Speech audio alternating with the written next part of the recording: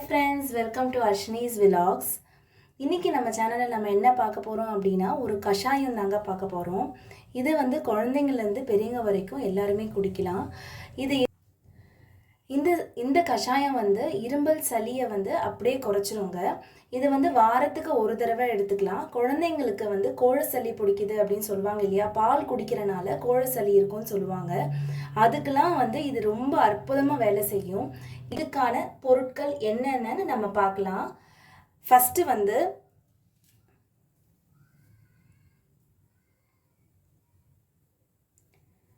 வேப்பம் கொழுந்து எடுத்துருக்கேங்க.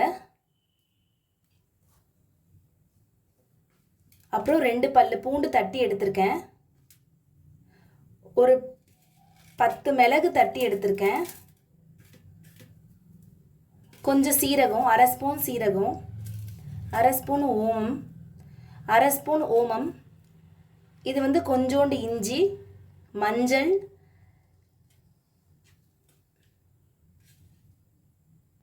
இது ஒரு 7 கற்பூரவள்ளி தனியாக எடுத்து வச்சுருக்கேன்.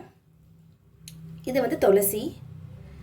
இந்த கிளாஸில் ஒரு கிளாஸில் தான் நான் ஒரு கிளாஸ் ஃபுல்லாக தண்ணி எடுத்திருக்கேன். இந்த ஒரு கிளாஸ் தண்ணி வந்து அரை கிளாஸ் ஆகணும்.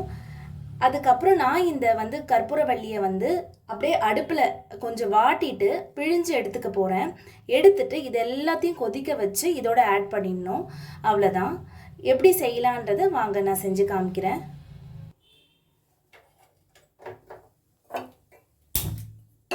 இப்போ ஒரு பாத்திரத்தில் ஒரு கிளாஸ் தண்ணி ஊற்றிக்கிறேன்.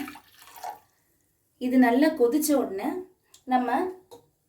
நான் சொன்ன எல்லா பொருட்களும் இதில் ஆட் பண்ணிவிட்டு நல்லா கொதிக்கணும்.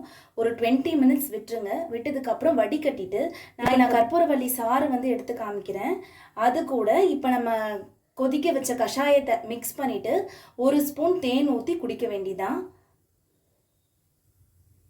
இப்போ இந்த கற்பூரவள்ளியை இப்படி வாட்டி எடுத்துக்கோங்க. 2 சைடுமே இப்படி சும்மா இப்படி லைட்டாக.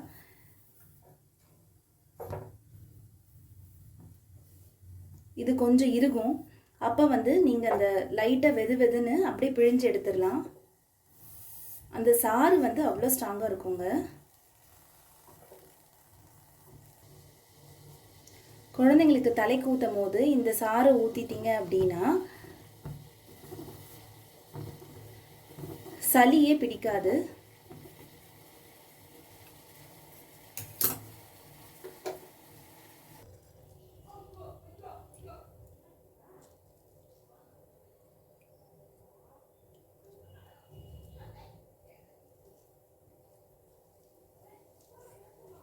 அவ்வளோதாங்க, சாறு புழிஞ்சாச்சு. அவ்வளோதாங்க, நல்லா கொதிச்சிருச்சு. இப்போது ஒன்று ஆட் பண்ணிக்கலாம்.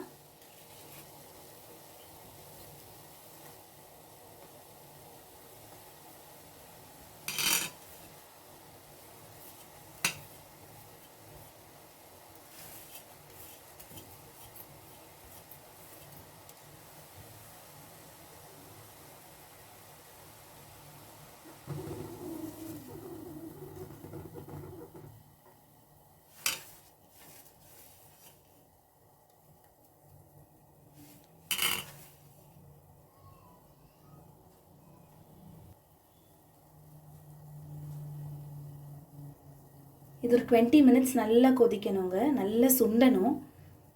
இப்போ வந்து குழந்தைங்களுக்கு வந்து தலைக்கு ஊற்றுறோம் பார்த்தீங்களா, அப்போ வந்து இந்த கஷாயம் கொடுப்பாங்க. குழந்தைங்களுக்கு நல்ல பசி எடுக்கும். குழந்தைங்களுக்கு ஒரு பாலாடை இல்லைன்னா 2 பாலாடை ஊற்றிடலாம்.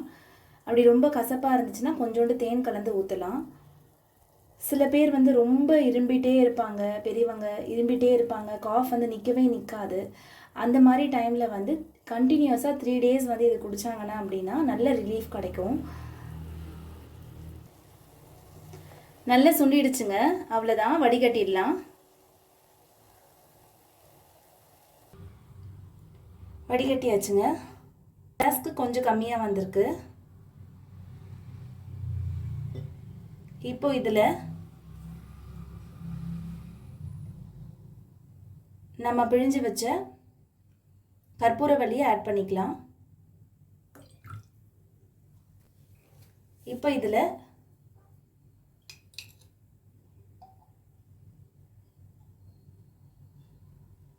1 ஸ்பூன் தேன்.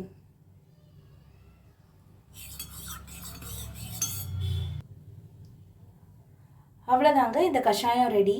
இதை கண்டிப்பாக ட்ரை பண்ணி பாருங்கள். ரொம்ப நல்ல எஃபெக்ட் இருக்கும்.